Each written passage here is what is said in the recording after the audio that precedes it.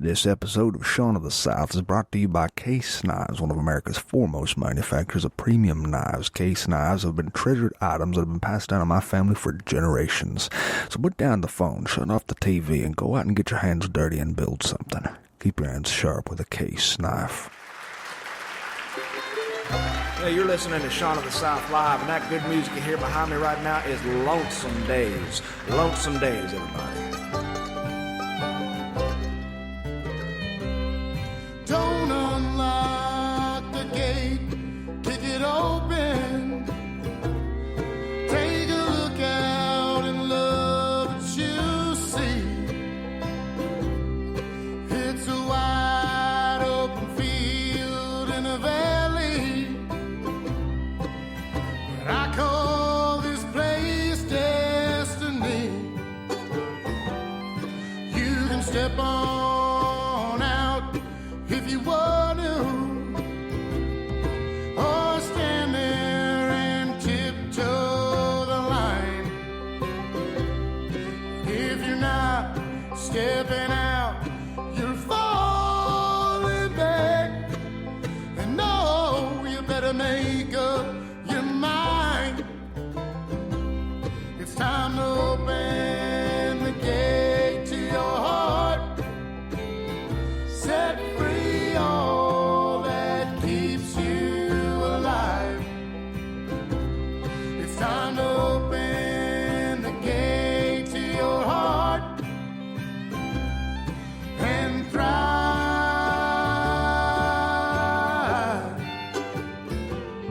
Step out of the shackles that hold you. This baggage just ain't worth your while. It's time to open the gate to your heart and smile.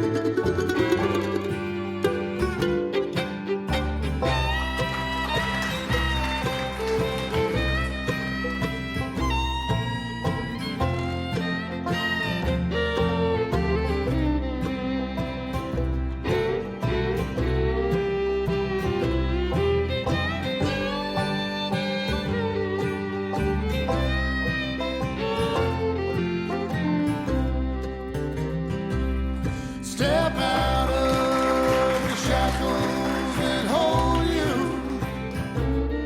This baggage just ain't worth your while. It's time to open the gate to your heart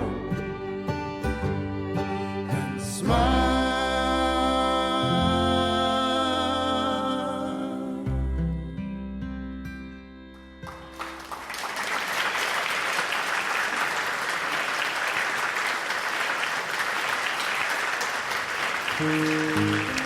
Going to read you a little bit of our mail from our listeners. Clayton Channing of Birmingham, Alabama says, "Hi, Shaun.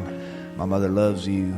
If you could just shout out to her, that would be awesome. Her name is Lori, and she's a classic Southern woman. She makes good pimento cheese sandwiches that are world famous. How to do, Lori?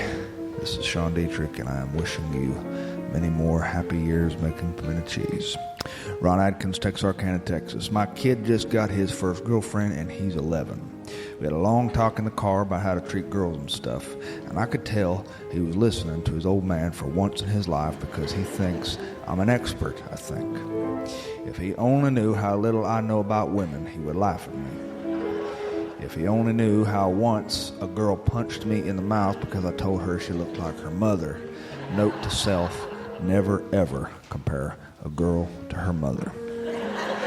Julie Smith, Hannibal, Missouri. "Dear Sean, I just went a week without my cell phone because it was broken. And after the first few days, I was having hardcore withdrawals, and I started twitching and stuff. Then this whole calm feeling just set in, and it was like I was on sedatives. I slept better, I ate better, I was more focused, and I was really more aware of the world around me. And I promised that once the phone got fixed, I would never, ever let it dominate my life again. 2 days after it got fixed, I've been on the phone nonstop for 36 hours straight playing games. Gregory Larenbean, Allentown, Pennsylvania. Hi, Sean. A Yankee here from Pennsylvania. I've enjoyed your show. Someone told me about you through a church dinner thing at our church. It was an old woman who was from Chipley, Florida, close to your neck of the woods, I think.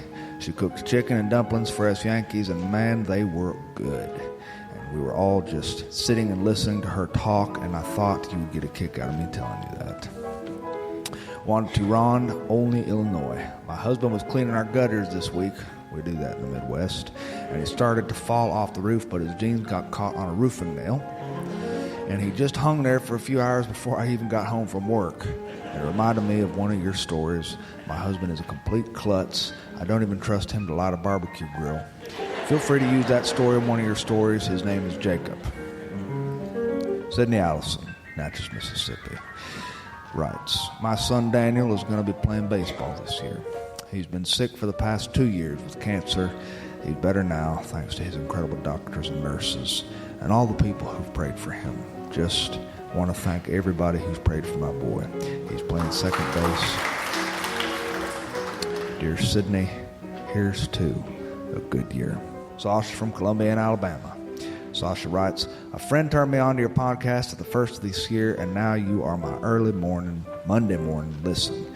Each week as I make breakfast and I pack lunches for my husband and 3 kids at 5 a.m. in the morning. You pair well with bulletproof coffee and bleary-eyed teenagers.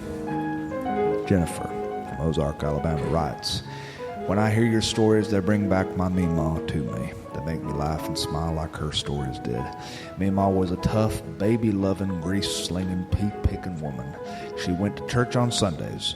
She never drank or smoked, but dipped CC snuff. And she'd been doing that since she was 12 years old. She lived to be 95. She kept her can of snuff by her recliner till the day she passed. Meemaw was everything I ever wanted to be.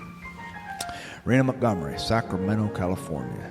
Dear Sean, my son and I are 2 Southerners who are homesick for Little Rock, Arkansas, and we just want to say hi to my parents, Marion and Anthony, who turned me on to your podcast this year. It's our little piece of home each week. Keep up the good work. Dear Rena, thank you for those kind words. Frida Samana, San Antonio, Texas writes, don't know how we stumbled onto you, Sean, but just wanted to say that my husband and I are Puerto Ricans who were both born in the South. Then we moved to San Antonio for work, and now we're kind of becoming Mexican since there's a strong Mexican culture here. Actually, it's more Texican, really. But I just want to say the South is much more diverse than people on TV really give it credit for. The TV gets us so wrong. Gracias por tu espectáculo, Sean.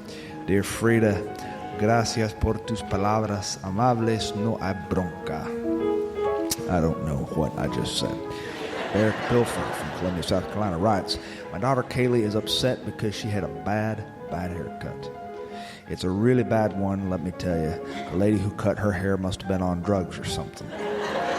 But to make my daughter feel better, I pulled out my photo album from high school. All the pictures from the 80s were enough to make her die laughing.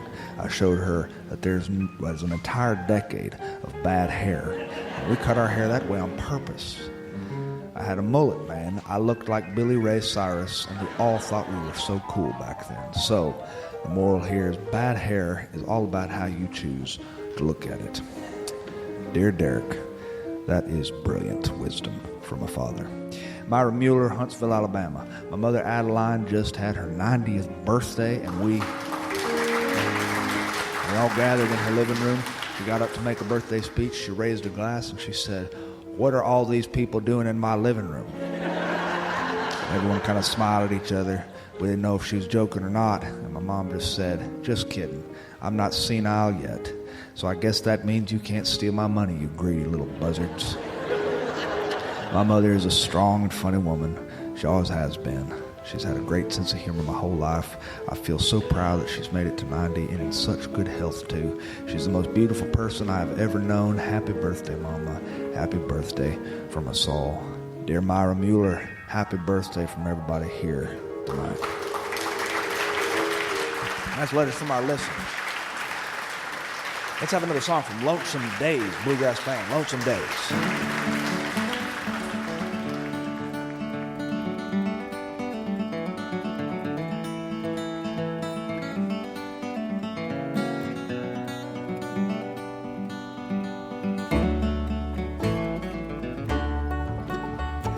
Tick-tock the clock on this summer day. Another passed by without much to say. The morning's here and the evening's gone. Say hello to a foggy dawn. That's how fast the day can slip away. Hold on to what you're holding. Hold on to what you're holding. Just when you feel like folding, 'cause there's nothing left for the showing. Hold on to what you're holding.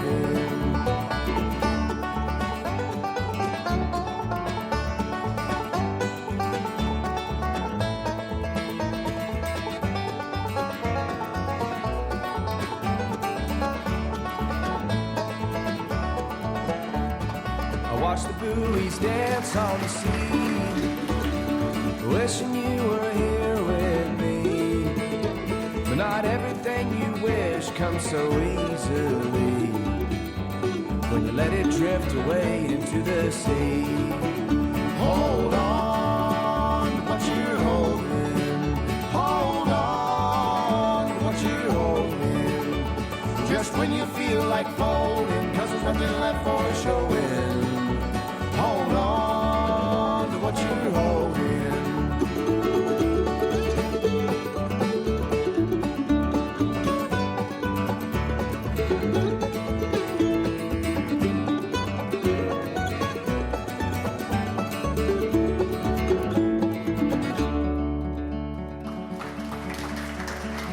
When a memory walks you back down the line and lets you grab a hold of the time that we had wine. If only we could climb all the walls of time, I'd stop the clock so you're forever mine. Hold on to what you're holding. Hold on to what you're holding. Just when you feel like folding, 'cause there's nothing left for the showing. Hold on to what you're holding.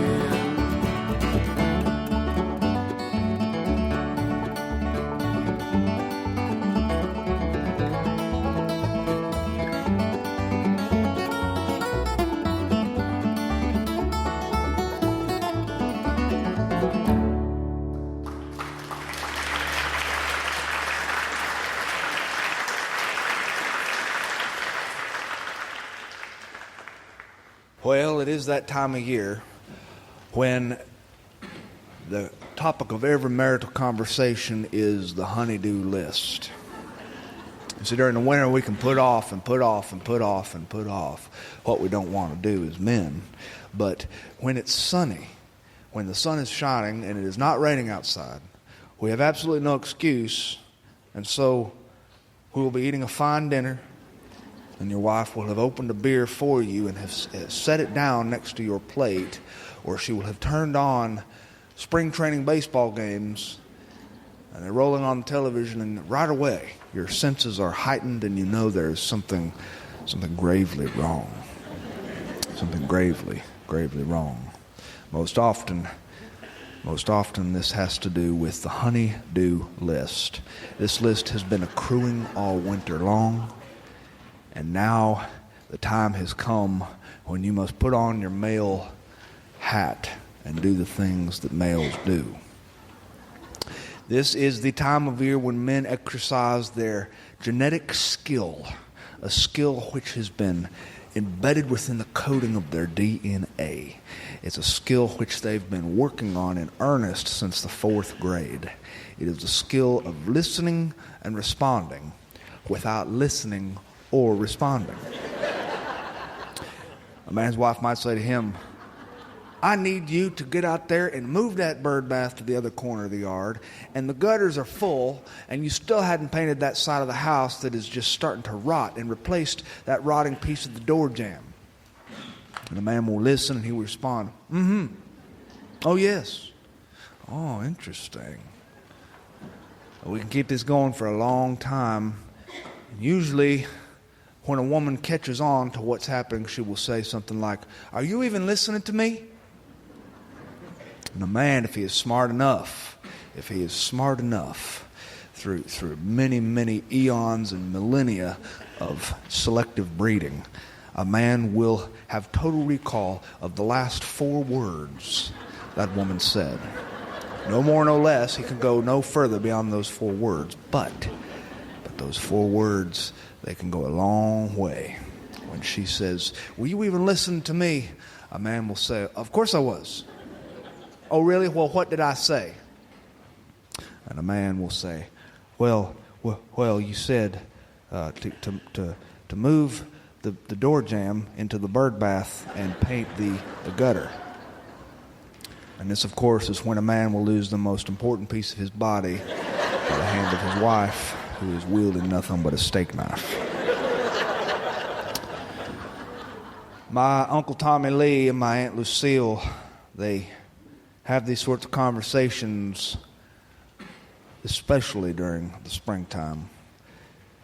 We watch Uncle Tommy Lee and Aunt Lucille have this conversation, and Aunt Lucille will say something. Tommy Lee is good. He's smart. He's been doing this a long, long time. He's earned every white hair on his head. When she says something or lays down the law in her opinionated, hard fashion, which she does, my Aunt Lucille has a voice like a commander in the Third Reich of the Nazi army. And Uncle Tommy Lee will look at her and he will nod and he will say, yes, ma'am. He calls her ma'am. I hear you, he'll say. And he says it with such conviction, it's beautiful. And he'll wink at me, and that means, take notes, boy. This is how you do marriage. And so Uncle Tommy Lee will walk outside or make himself disappear for a little while. A few weeks ago, Uncle Tommy Lee was being read his honey-do list over breakfast. She had made breakfast. My Aunt Lucille, she had made him egg whites and a piece of whole grain toast.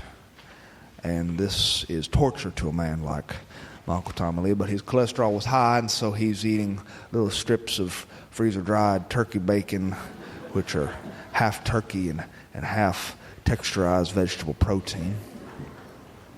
She read him this honey-do list, and he said, And she said, "Were you listening to me?" And he is an expert. He said, "Honey, I always listen to you." She said, "Really? Well, what did I say?" And he said, "It's not so much what you said, honey. It's how you said it." She says, "You weren't listening to me at all, were you?" He said, "Of course I was, and I'm about to get on it right now." And before she could even finish talking, he had already stood up and he had walked out the door like he was going to go complete a full day's work. He had no idea what in the hell he was going to be doing, but he left to do it just the same. And it must have been good enough for Aunt Lucille, because she started to scrape his food into the dog bowl and wash the dishes, and off he went. Uncle Tommy Lee got into his truck. He drove into town because it's a good idea just to totally fall off the face of the map when Aunt Lucille's after you. And he drove up to the Tom Thumb. He had to do something. So he walked into the Tom Thumb and he perused around. He always gets the same sorts of things when he goes into the Tom Thumb. He gets a honey bun, he gets a little sack of cashews, and he gets a little sack of peanuts and a bottle of Coca-Cola. And he will pour those peanuts into the Coca-Cola. He'll press his thumb over the mouth of the bottle and turn it upside down so that the peanuts mix with that dark syrup, creating a lunchbox of glory. And he will sip on that Coke and eat his honey bun and maybe some of those cashews. My Uncle Tommy Lee loves cashews. But cashews, you see, are related to the poison ivy plant, and my Uncle Tommy Lee is deathly allergic, just like every man in my family, to poison ivy. And once he had tried planting a cashew tree and harvesting the cashews himself. And when he broke open the shells which hold the cashew, he got that oil, they call it oil, all over his body, and he broke out, and his forearms looked like a Popeye cartoon. And he was laid up in bed, and Aunt Lucille was bringing him food and hot soup, and he was watching TV, and she catered to him, and she made him a prince. And we went over to visit him, and he was a sight. And he winked at me with a swollen eye, and he said, "I ought to do this more often. That woman is treating me like royalty." And then he picked up a bell which was on his nightstand, and he rang it. And in the doorway, my Aunt Lucille showed up, and she said, "What is it? What is it, love?" And he said, Oh, I'm just so hungry." Oh, she waited on him hand and foot. She was a hard-working woman, and she expected him to be a hard-working man, but Tommy Lee is not a hard-working man. He has a little touch of the Dietrich lazy gene in him, like many of us. He has this proclivity toward leisure activities. He likes to finish off each night with a bowl of ice cream, vanilla bean. And one night we were all sitting on his porch eating ice cream, and he was pontificating upon the philosophies of life. And he remarked, "Do you know why scientists say that a grown man likes vanilla ice cream?" And he said, "Because it tastes just like your mama's breast milk." He set his bowl on the ground when Aunt Lucille found him on the porch, and she said, "What did you just say?" And he held his hands up in the air. He said, "I saw it on the Learning Channel." Learning Channel. There's another thing Tommy Lee liked to do. He liked to watch TV. He could pass entire days just flipping channels and never landing on one for more than 3 or 4 seconds. And he knew a little bit about everything because of this, a little bit about everything related to pop culture and sports and current events. He could speak about everything there was to speak on as long as he didn't have to speak on it for more than 1 minute, because that was all he knew about it. He only heard 45-second clips of what the news anchor had to say before he switched the channel to see what the score was between the Braves and the opposing team, which whipped their butts, because the Braves are the bottom team in baseball. And he would flip the channel again, and he would get to the Discovery Channel, and he would watch the sharks swim for Shark Week, and he would flip the channel again and again and again and again, and he knew a little bit about everything. He walked into that Tom Thumb. He got his usual items, the Coca-Cola in the bottle, peanuts, honey bun, thing of cashews. And then on a whim, he got a lottery ticket. He's been playing the lottery a long time. He used to go play the lottery, Uncle Tommy Lee, on Saturdays. On Saturdays, he would go up to the supermarket where they started selling lottery tickets. He'd walk inside. He would get a lottery ticket. He would let the computer pick the numbers. They always picked the numbers. He didn't have any particular numbers he was fond of, and it took too much work, he said, to choose numbers. So he let the computer pick the numbers. They would print them out on this little white ticket. He would keep this inside his breast pocket. He would wait for them to draw the numbers. He would stay up eating his bowl of ice cream, looking over his reading glasses at that ticket while the television announced the lottery numbers. It was the longest he ever watched a single channel in his life when they drew the lottery numbers. And he never won anything. He never won anything in his life, he used to say. He said he'd never won anything of value. He'd never gone anywhere of note. He'd never done anything worth doing. He got a lottery ticket from that Tom Thumb gas station. The computer picked the numbers. He didn't even pay attention to which numbers were picked. He put it in his breast pocket. He went home that night. Aunt Lucille cooked him a decent dinner, a pork chop. He stayed up that night to watch the numbers, but he fell asleep because he ate too much ice cream, and the ice cream affected his blood sugar, and it put him straight to sleep. And so the next morning, he woke up in that chair with an empty bowl of ice cream on his chest, and he realized he had forgotten to check the lottery numbers. He ate a little breakfast, an egg white omelet, and that godless turkey bacon with a texturized vegetable protein. And then he stood up and he left, and then he went to the Tom Thumb and he asked the woman behind the cash register to print out the winning lottery numbers if she would.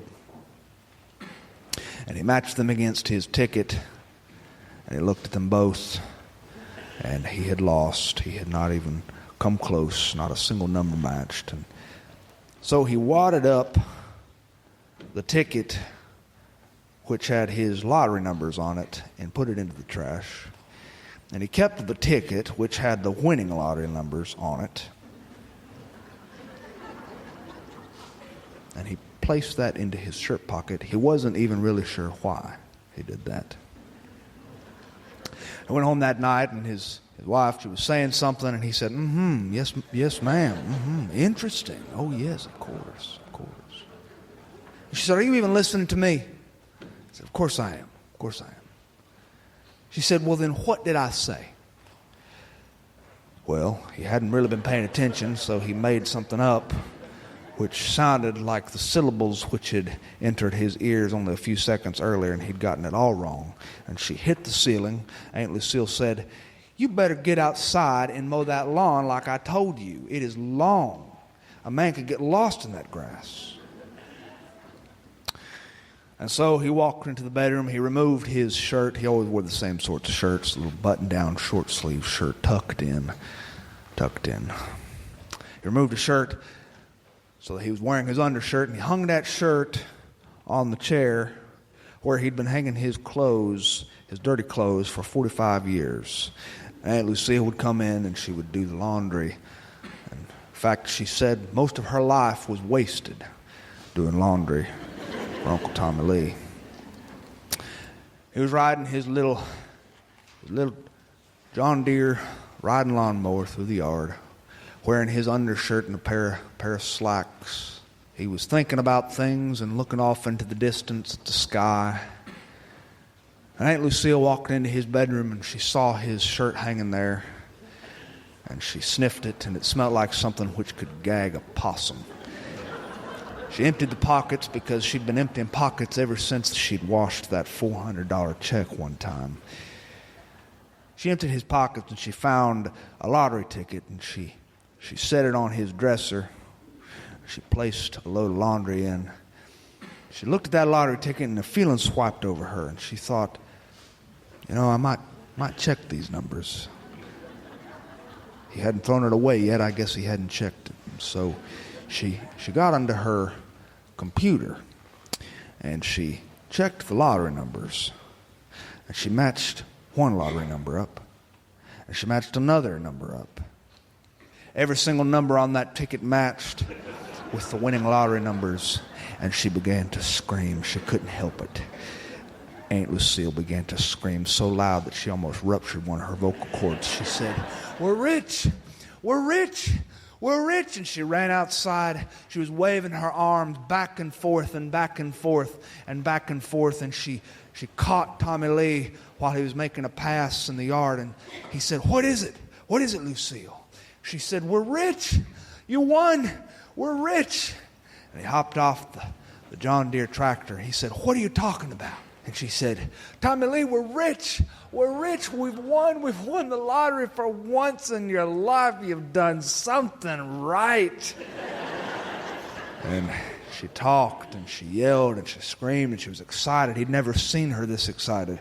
She said, oh my God, I know exactly what I'm going to do. I'm going to get granite countertops in the kitchen. I'm going to rip up that old linoleum floor, and I'm going to replace it with hardwood. Yes, sir. Heart pine, hardwood floors. I'm going to redo our bathroom. You know what? I'm going to go ahead and replace all the fixtures, all the light fixtures, and make it just like Chip and Joanna on HGTV. Uncle Tommy Lee just listened to her, and he looked at her, and he felt awful low inside, and he did what any man would do in his situation in this instance. He just let her keep on talking. She said, Tommy Lee, get up here. You got to pack right now. And so Uncle Tommy Lee played along. He walked inside. He said, okay. He started packing his bag, his suitcase. He said, what should I pack for? Should I pack for the mountains or the beach or for the Bahamas? She said, I don't care where you pack for.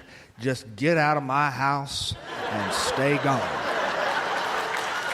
And that is how Uncle Tommy Lee and Aunt Lucille got a divorce.